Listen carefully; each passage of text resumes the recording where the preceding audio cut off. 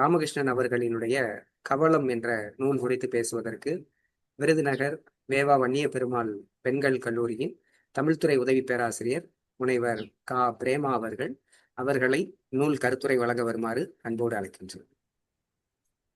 அனைவருக்கும் வணக்கம். எனக்கு இந்த நிகழ்வில் பேச வாய்ப்பளித்த மற்றும் எஸ்ரா அவர்களை பற்றி முழுமையாக அறிந்து கொள்வதற்கு இந்த புத்தகத்தை கொடுத்து உதவிய வினோதையா அவர்களுக்கு முதலில் என் நன்றி கலந்த வணக்கத்தை தெரிவித்துக் கொள்கிறேன். மேலும் இணைய வழியில் இணைந்திருக்கும் அனைவருக்கும் எனது நன்றி கலந்த வணக்கத்தையும் தெரிவித்துக் கொள்கிறேன். இப்ப நான் எடுத்திருக்க புக்கோட புத்தகத்தின் பெயர் என்ன அப்படின்னு பார்த்தோம்னா கவளம் அப்படின்னு சொல்றாங்க. கவளம் அப்படிங்கிறது நம்ம என்ன சொல்றோம் அப்படின்னா ஒரு வாய் சாதம், அததான் வந்து சோறு. அந்த சோறு நம்ம சொல்றது சோறு வந்து சாதமா மறிவிருச்சு நமக்கு. அந்த சோறு உருண்டை, அந்த சோத்துக்கு எந்த அளவுக்கு மதிப்பு உண்டு அப்படிங்கிறத எஸ்ரா தன்னோட கதையில ஆழமா சொல்லியிருக்காரு ஒரு சிறுகதையில.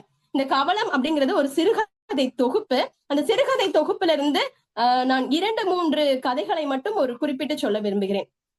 முதலாவதாக மரங்களின் கடல் அப்படிங்கிற மாதிரி ஒரு கதை எழுதியிருக்காரு. இவர் வந்து எஸ்ரா அவர்கள் வந்து இயற்கையை மிக அதிகமாக நேசித்தவர், இயற்கையின் பின்பு அதிகமாக பயணம் செய்தவர் அப்படிங்கிறதுக்கு இவர் எழுதிய ஒவ்வொரு சிறுகதையை பின்பும் நாம் வந்து அதை பார்க்கலாம் அப்படின்னு சொல்லலாம். இந்த மரங்களின் கடல் அந்த கதையில என்ன இருக்கு அப்படின்னா நரேந்திரன் அப்படிங்கிற ஒரு பாத்திரம் படைக்கப்பட்டிருக்கு.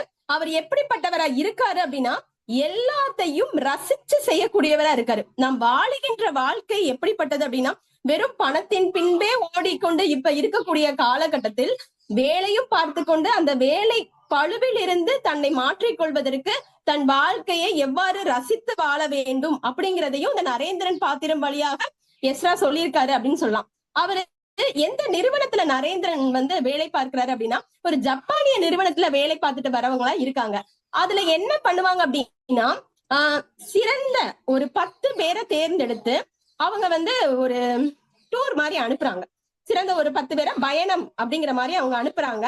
அதுல இப்ப இந்த வட்டம் அவரை தேர்ந்தெடுக்கிறது எங்க அப்படின்னா அயோகி கஹரா அப்படிங்கிற ஒரு காட்டுல பயணத்துக்காண்டி அவங்கள அனுப்புறாங்க. அதுல வந்து யார் அப்படின்னா இதுக்கு முன்னாடி அந்த நரேந்திரனுக்கு வந்து நிறைய மனவள பயிற்சி, ஏன்னா நமக்கு வேலைப்பளுவின் காரணமா ஓடிக்கிட்டே இருக்கிறனால நம்ம வந்து சொல்றோம் ஸ்ட்ரெஸ் அப்படிங்கிற ஒண்ணு சொல்றோம்.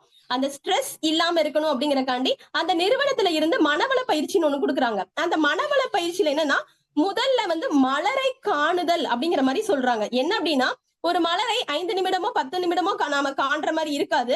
அந்த மலரை அரை மணி நேரம் பார்த்துக்கிட்டே இருக்கணுமா. அந்த மலரை பார்த்தோன்னே நமக்கு என்ன தோணும் அப்படின்னா அந்த மலர் வந்து எந்த கலர்ல என்ன வண்ணத்துல இருக்கு, அதை எங்கேயாவது இதற்கு முன்பு நம்ம பார்த்திருக்கோமா, அதுல என்ன குணம் இருக்கு அப்படின்னு சொல்லி ஒவ்வொரு.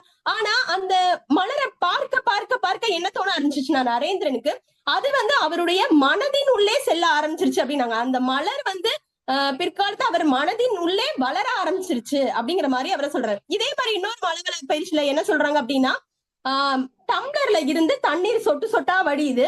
அந்த சொட்டு சொட்டு தண்ணீரை இன்னொரு டம்ளர்ல மாத்தி அதை வந்து பார்க்கணும் அப்படிங்கிற மாதிரி சொல்றாங்க. இந்த பயிற்சியும் யாருக்கு ரொம்ப பிடிச்சிருக்கு அப்படின்னா நரேந்திரன் அவர்களுக்கு பிடிச்சிருக்கு. அலுவலகத்துல வேலை பார்க்கிற எல்லாருமே அதை கேலியா பேசிக்கிட்டு இருக்கும் போது இந்த நரேந்திரன் அவர்கள் தனக்கு கொடுக்கக்கூடிய வேலையாக இருந்தாலும் சரி வேற இந்த பயிற்சிக்கு செல்றதுனாலும் சரி ரொம்ப அதை ஆர்வத்தோடயே அவரு செய்யறாரு அப்படிங்கிற மாதிரி நமக்கு இந்த பாத்திரத்தை சொல்லியிருக்காரு எஸ்ரா அவர்கள். அதுக்கு மட்டும் இல்லாம அந்த மலர்களை ஏன் கொடுக்கப்படுது அப்படிங்கறது ஒரு உயர் அதிகாரி அவருக்கு சொல்றாரு. அந்த உயர் அதிகாரி யாருன்னா சுகுரா மசுடோ அப்படிங்கிற ஒரு உயர் அதிகாரி என்ன சொல்றாரு அப்படின்னா உதிர்ந்த மலர்கள் தான் வண்ணத்து பூச்சிகளாக மறுபிறப்பு கொள்ளுது அப்படிங்கிற மாதிரி யார் சொல்றா அப்படின்னா அந்த உயர் அதிகாரி அதனால சொல்றாங்க. அதனாலதான் என்னது அப்படின்னா அந்த மலரை வந்து வண்ணத்து பூச்சி சுற்றி வந்துகிட்டே இருக்கு அப்படின்னு சொல்லி அவர் சொல்றாரு. இது வந்து அவங்களோட நம்பிக்கை சார்ந்ததா அந்த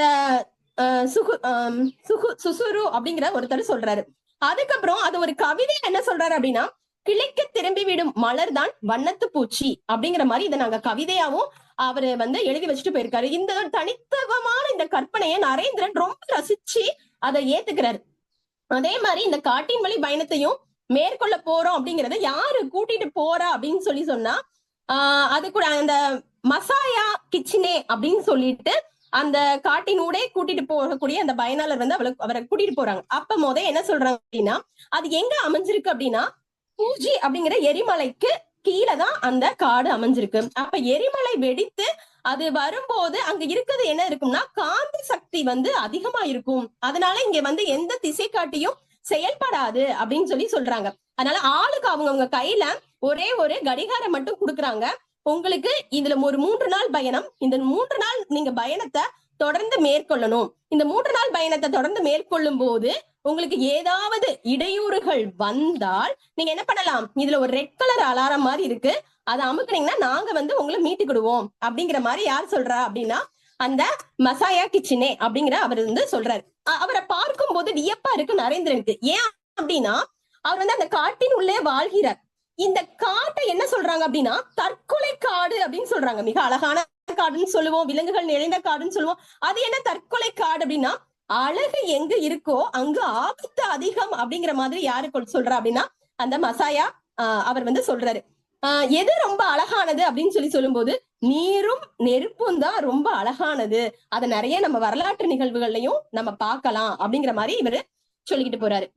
அதுக்கப்புறம் என்ன அப்படின்னா அந்த காட்டை பார்க்கும்போது ரொம்ப அழகா இருக்கு, ரொம்ப அமைதியா இருக்கு. இது வந்து நரேந்திரனுக்கு ரொம்ப பிடிச்சிருக்கு. அப்ப கூட வந்திருக்கிற 9 பேர்களையும் இங்க சிங்கம் புலி இருக்குமா, என்ன இருக்கும் அப்படிங்கிற மாதிரி கேட்டுக்கிட்டே வராங்க. அப்புறம் நாங்க எப்படி வந்து இதுக்குள்ள எங்களால சர்வே பண்ண முடியும் அப்படிங்கிற மாதிரி சொல்லிக்கிட்டே இருக்கும்போது மானு, கரடி, முயல் இந்த மாதிரி விலங்குகள் தான் இங்க அதிகமா இருக்கு அப்படின்னு சொல்றாங்க. இங்க இருக்கக்கூடிய உணவுகளை நீங்க தான் தேடிக்கணும், தண்ணீரை நீங்க தான் தேடிக்கணும். 3 நாள் உங்களை வந்து நாங்க இப்படியே வந்து விட்டுருவோம். உங்களால முடியலன்னா மட்டும் எங்களை வந்து இந்த கடிகாரன் வழியா எங்களை நீங்க தொடர்பு கொள்ளலாம் அப்படின்னு சொல்லிட்டு விட்டுட்டு போயிறாங்க. நரேந்திரன் மட்டும் தன்னோட பாதையை தேடிக்கிட்டே போறாரு, நடந்துகிட்டே போறாரு. அவருக்கு தனக்கு ஏன் பேர் வச்சாங்கன்னு கூட தெரியல. ஏன்னா அங்க அவரை பேர் சொல்லி கூப்பிட ஆள் இல்ல, சுத்தி மரங்கள் தான் இருக்கு. முதல்ல அதனோட அழகுல மயங்குறாரு. அதுக்கப்புறம் இரவு நேரம் ஆக போகும்போது அப்படியே ஒரு பெரிய இடி மின்னலோட மழை பொழியுது. அப்படி மழை பொழியும் போது அதை பார்த்து பயம் கொள்றாரு. அப்பதான் அவருக்கு தெரியுது, அப்ப அழகு ஆபத்தானது அப்படின்னு சொல்றது சரிதானோ, இவ்வளவு அழகிய மரங்கள் நிறைந்திருக்கக்கூடிய இடத்துல எவ்வளவு பெரிய அச்சம் நமக்குள்ள தோணுது அப்படின்னு சொல்லிட்டு அவர் அப்படியே நடந்து போறாரு. போய்கிட்டே இருக்கும்போது எங்கேயாவது படுப்போம் அப்படின்னு சொல்லிட்டு ஒரு பாறை மேல ஏறி படுக்கிறாரு. அது அதிக குளிரா இருக்கு, அது அவரால் முடியல. பசிக்குது, அவருக்கு என்ன சாப்பிடணும்ங்கிறது அங்க என்ன கிடைக்குதுன்னு இல்ல. வேட்டையாடிதான் நம்ம சாப்பிடணுமா அப்படிங்கிற யோசிச்சுட்டு வேட்டையாடவும் செல்றாரு. ஆனா அவர்கிட்ட எதுவுமே சிக்கல.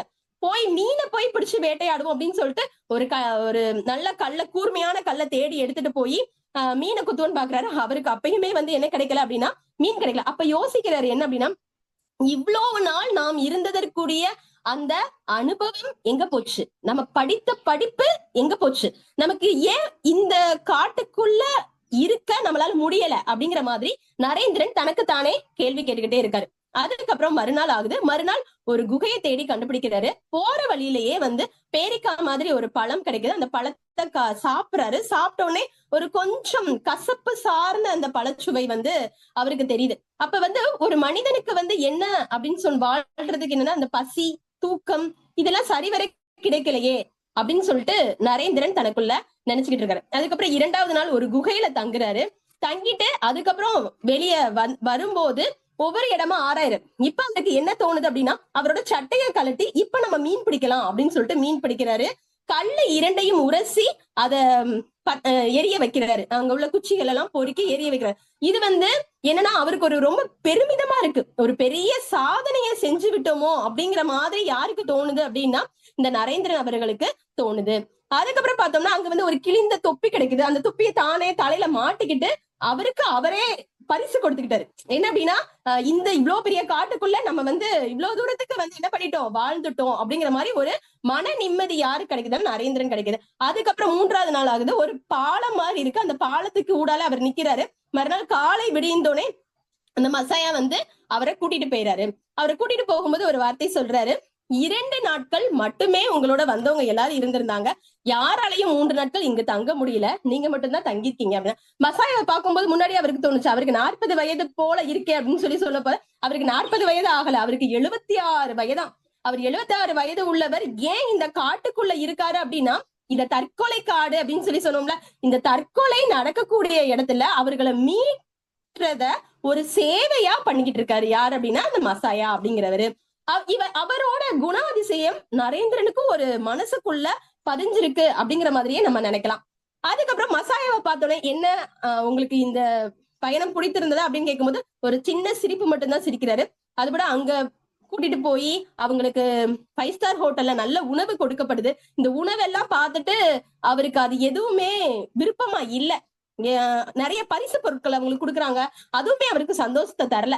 விமானத்துல ஏறி அவர் போகும்போது மரங்களின் கடல் மரங்களின் கடல் அப்படின்னு சொல்லிட்டு அந்த காட்டை பற்றியே அவர் வந்து என்ன பண்ணிட்டு வர்றாரு அப்படின்னா நினைச்சு கொண்டே போறாரு. அந்த வாய்க்குள்ளேயே முணுமுணுத்துக்கிட்டே போறாரு அப்படிங்கிற மாதிரி.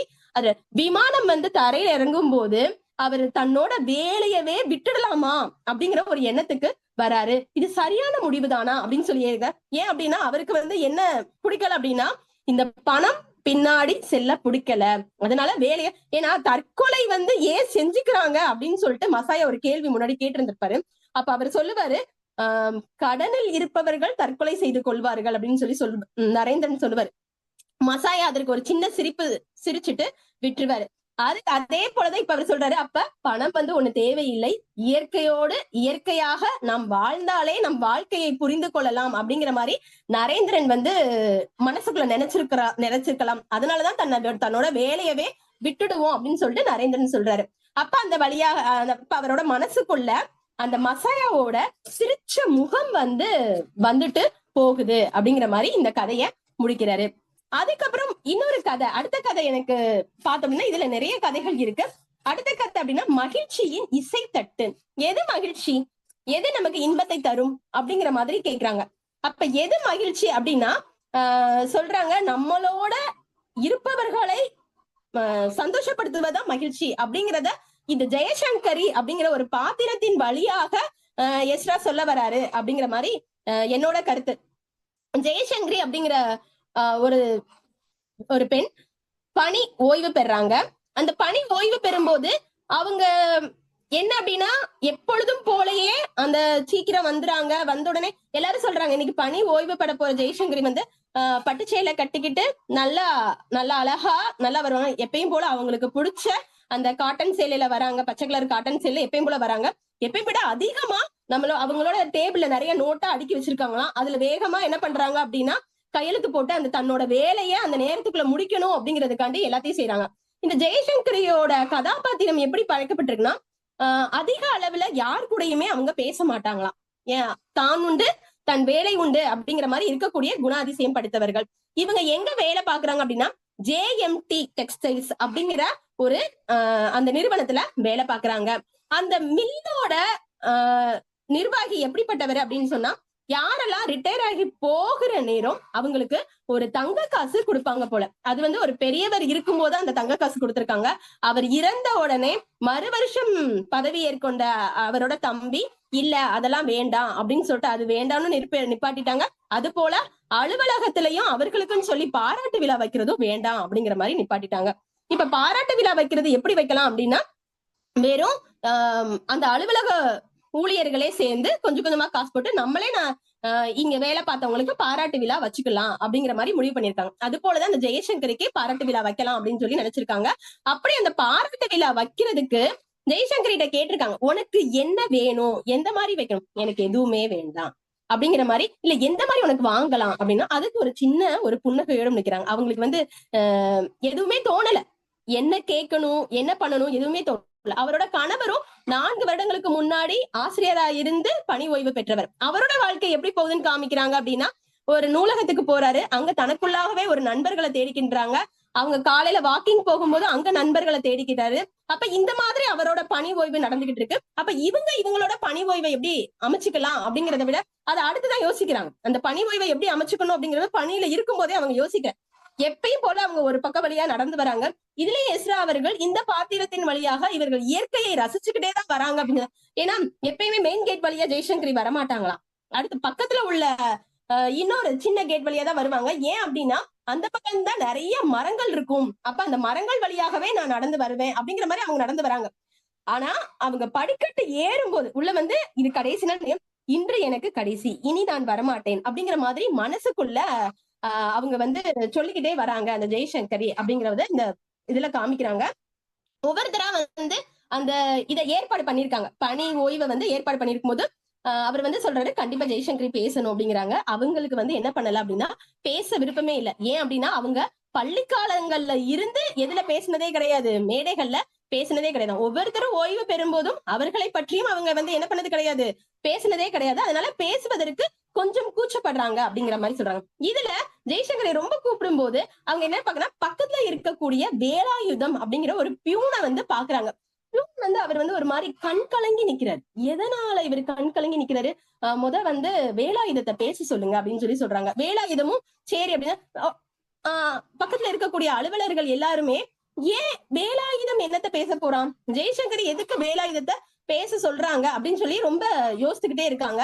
அப்படி யோசிச்சுக்கிட்டே இருக்கும்போது வேலாயுதம் வந்து ரொம்ப அழகா வந்து அந்த கணித ஏரிய சுழியும் அந்த பாரதிதாசனோட பாடலை ரொம்ப அழகா பாடி தமிழ் வாழ்க அப்படின்னு சொல்லிட்டு உரத்த குரல்ல சொல்றாரு. அப்படியே அங்க இருக்கிற எல்லாருமே நெகிழ்ந்து போகிறாங்க.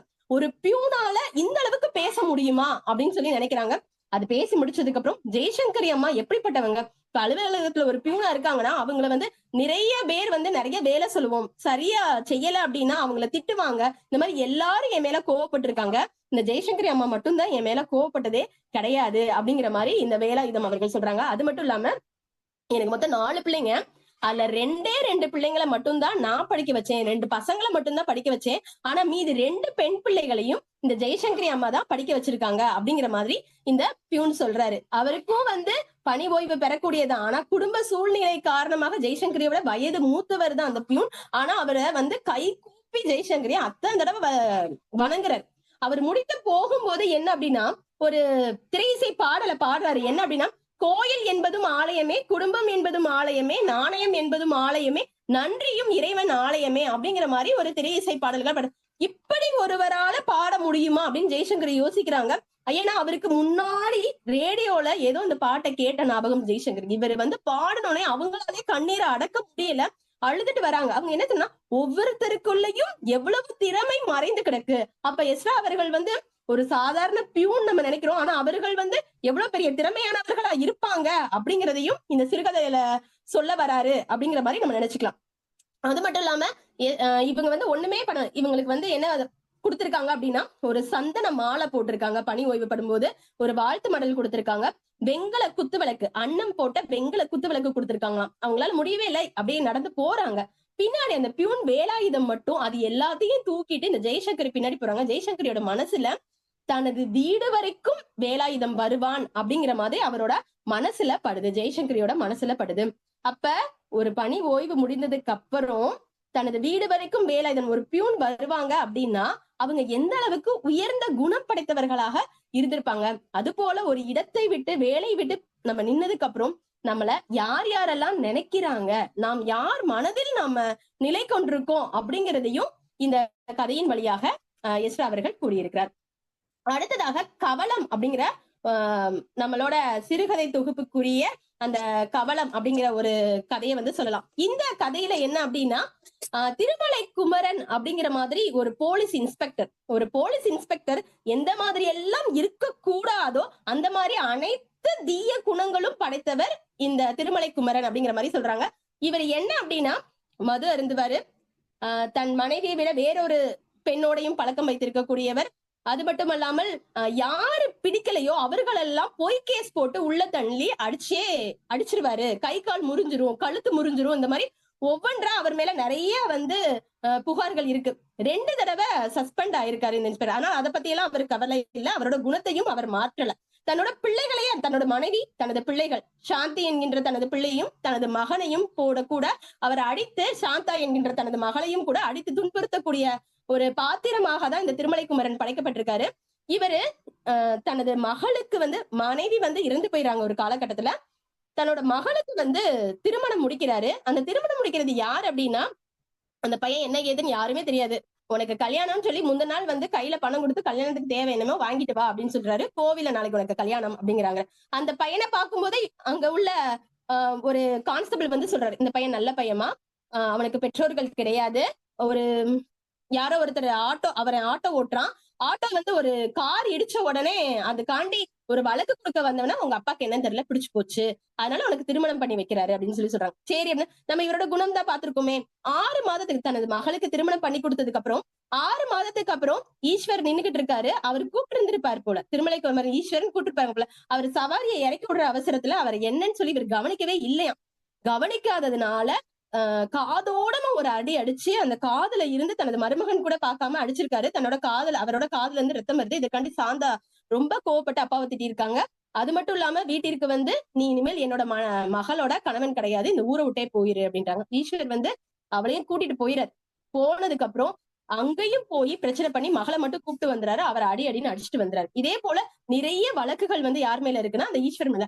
இதுல கோலப்பன் அப்படிங்கிற ஒரு பாத்திரத்தை மட்டும் இதுல கொண்டு வந்திருக்காரு. கோலப்பன் அப்படிங்கிறது எப்படி இருக்கான் அப்படின்னா, அவருக்குதான் பார்த்த உடனே பிடிக்காதவங்களை பார்த்தாலே பொய் கேஸ்ல உள்ள போடுவார்ல. கோலப்பன் யார் போல இருக்கான் அப்படின்னா, ஈஸ்வர் போலயே கோலப்பன் இருக்காரு. அவரை பார்த்த உடனே இவருக்கு அந்த பழைய ஞாபகம் வருது. அவனை பார்த்த உடனே கோவம் வருது. ஒரு நகை தொலைந்து போன பொய் கேஸ்ல யார் பிடிச்சு உள்ள போடுறாரு, கோலப்பனை பிடிச்சு உள்ள போடுறாரு, அடிக்கிறாரு, எல்லாம் செய்யறாரு. இதுல வந்து கோலப்பன் வந்து இறந்து போயிடுறாரு.